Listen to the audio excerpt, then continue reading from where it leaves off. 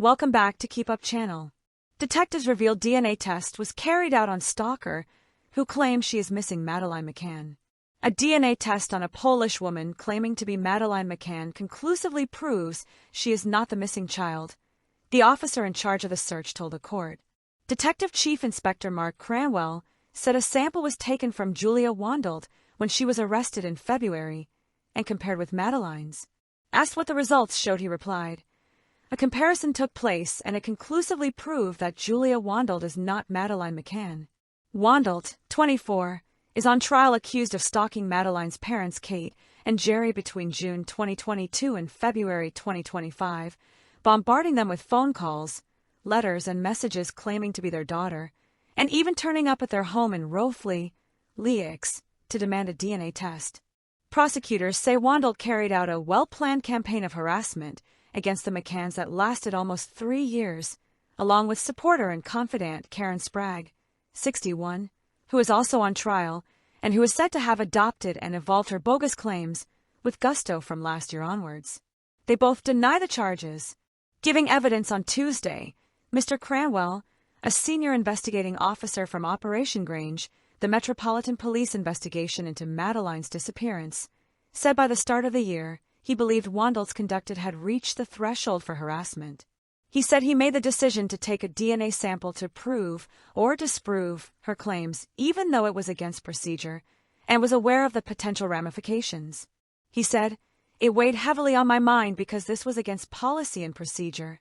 He said he was also worried Wandelt would not accept the results and would suggest we have tampered with the sample.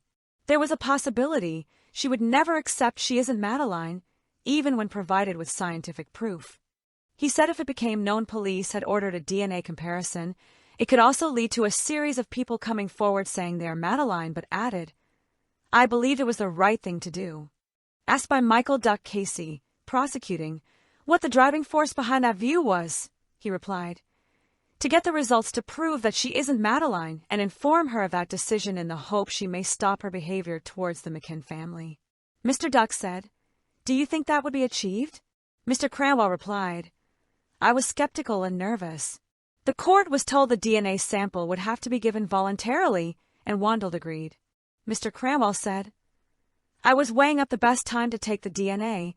I was aware Leicestershire police were likely to be arresting her at some point, and I made the decision the DNA would be taken on her arrest." The sample was taken in February this year after she and Sprague were arrested at Bristol Airport. Asked what the results showed, he replied, "A comparison took place, and it conclusively proved that Julia Wandelt is not Madeleine McCann." Mr. Cranwell said he and a colleague then visited Wandelt in Peterborough prison on April 1st this year to tell her the results. He said he told her, "A sample was taken from you when you were in custody. I went on to say your sample was submitted to the laboratory, and a profile was established for you. This has now been compared to the profile of Madeleine McCann. They do not match. You're not Madeleine McCann." Mr. Cranwell said Wandelt asked him about a test she had taken, which she earlier claimed showed was an almost 70% match to DNA found at the crime scene in Portugal. Mr. Cranwell said he told her, "I can't comment on work done by other people." She also asked me, "Did you really want to find Madeleine?" To which myself and colleague Gary replied yes. Earlier, Mr. Cranwell told the court a total of 12 people had come forward claiming to be Madeleine. He said Operation Grange was once a full-time operation, but he said it had now been reduced to him working on it 1 day a week, his deputy also working 1 day a week, and another detective employed for 2 days per week. He added the investigation worked with the Portuguese and latterly the German authorities, with the German aspect, including looking into an individual with the initials CB. The court heard there were over 42,000 documents in Operation Grange's current system, with 21,000 nominals named, with nominal 1 being Madeleine, and others including police officers, witnesses, and anyone else who had come into contact with the case. DCI Cranwell added over 11,838 actions had been carried out and more than 22,000 emails received. Asked by Mr. Duck how many times the inquiry had encountered individuals who claimed to be Madeleine McCann, he replied that 9 had been revealed by searching the system with the terms, "I am Madeleine," and that a further 3 were then discovered. All had come forward after 2021, Mr. Cranwell said, with parameters put in place after 2022 to triage any claims. In respect of the 9 women who were found via the I Am Madeleine search, he told jurors they looked if anyone had submitted photos and did a visual comparison. The detective added, Madeleine had a very distinctive eye pigmentation, and it was very easy to discount anyone who did not have that pigmentation.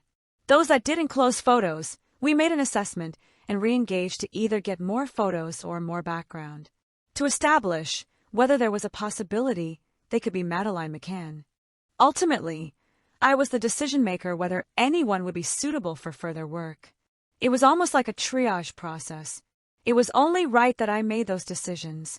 Mr. Cranwell said Operation Grange had never taken a DNA profile from a person claiming to be Madeleine, although within the last 2 months a woman had sent a profile in and asked it to be compared to the sample the inquiry had on file. He added that was indeed compared, because it was an easy process and could put her mind at rest. However, Mr. Cranwell said, taking DNA was a last resort. If I got to that stage, I was working with or talking to someone who is Madeleine McCann. At that stage, it would have been to prove or disprove. My policy decision is we would not take in DNA unless we believed that person was Madeleine. I did not want to set a precedent. If it became known in the media that I had taken the DNA of an individual, I was concerned I would have had a lot of people come forward saying, I was Madeleine, and set a precedent, and there would be an expectation. Asked what his concerns were of the effect on the McCann family of taking DNA from individuals who came forward, he replied, I genuinely had major concerns about approaching the family.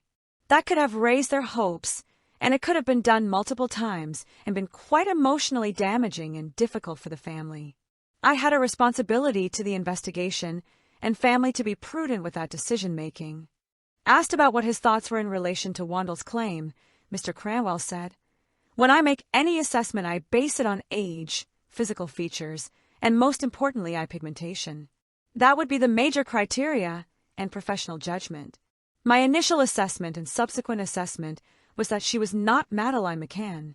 My understanding was Julia had a similar eye pigmentation, but it was in a different place within the eye. The iris was a different color as well.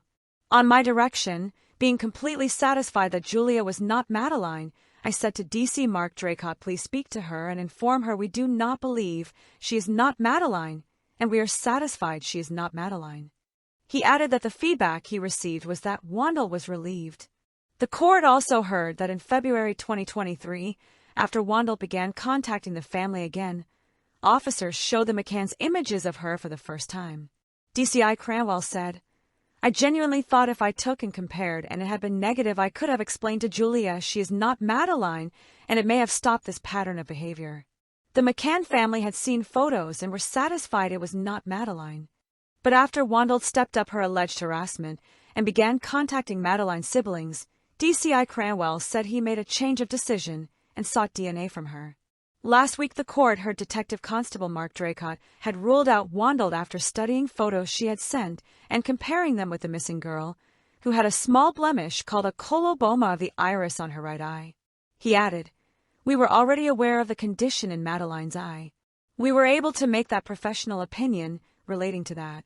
The experts said it wouldn't have faded in that time. The medical expertise is that it couldn't move and couldn't fade. We had already worked on facial recognition, etc., etc. On Monday, jurors at Leicester Crown Court were played voicemail messages left by Wandelt in which she claimed Madeleine was not dead. They also heard messages begging Ms. McCann for a DNA test, claiming she was a 69.23% genetic match to samples from the crime scene contained in the Portuguese police files into Madeleine's disappearance, which are online. In one message, she told Ms. McCann, You are my mother, it's science, no one can deny it. In another, she said, I am not a scammer, I am your daughter. She also explained away differences between her and Madeleine's appearance by saying she was ugly and fat because of medication I was given, and claims to remember trying to shout Mummy and Daddy on the night the 3-year-old disappeared in Portugal in 2007. The trial continues. Source: dailymail.co.uk. Please like, share, and subscribe. Thank you for watching.